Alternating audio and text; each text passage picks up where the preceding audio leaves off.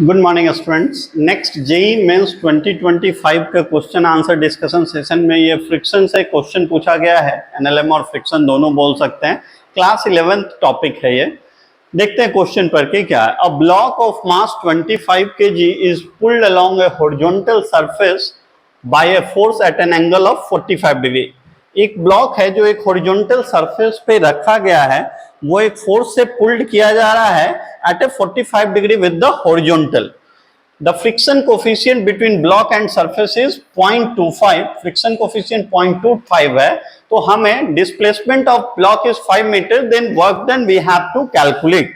तो इस particular question में since it is 45 degree angle, so this become F cos 45 horizontal component और ये component हमारा क्या हो जाएगा perpendicular F sin 45. ये ब्लॉक राइट शिफ्ट हो रहा है तो friction always acts in opposite direction of the motion of the block.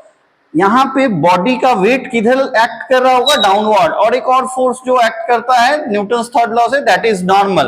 तो अब हम इस बॉडी पे सारा फोर्स हमने दिखा दिया। अब क्या करेंगे, हम एक्स डायरेक्शन के फोर्स को एक्स डायरेक्शन के साथ और वाई डायरेक्शन के फोर्स को वाई डायरेक्शन के साथ लिखेंगे। तो एट इक्विलिब्रियम पहले हम वाई डायरेक्शन ही लिखते हैं। At equilibrium what we can write, y direction के लिए n normal plus f sin 45 that is equals to mg, और हमारा यहां से नॉर्मल का वैल्यू क्या आ जाएगा, mg माइनस f sin 45। ये हमारा नॉर्मल फोर्स का वैल्यू हो गया। For x direct at equilibrium in x direction, at equilibrium x direction में F cos 45 is equals to frictional force. F cos 45 is equals to frictional force, और F cos 45 frictional force कितना होता है, mu into mu के into normal force that is mg minus F sin 45 degree. तो F cos 45 F by root 2 is equals to 0.25 mg 250 minus F by root 2।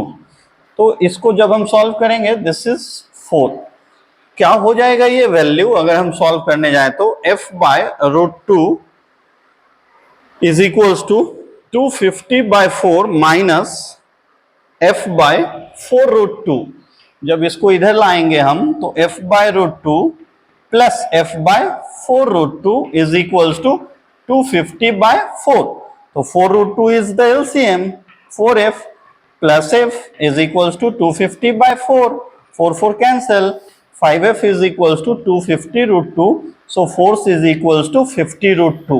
तो work done इस case में क्या हो जाएगा, work done since 5 meter right, so which component of force is responsible, f cos 45, so f cos 45 into 5, f का value 50 root 2, cos 45 1 by root 2, और ये 5 2 2 cancel 250 joule. So option में 250 है, 970 245 ऑप्शन में हमारे पास है विच इज सी ऑप्शन।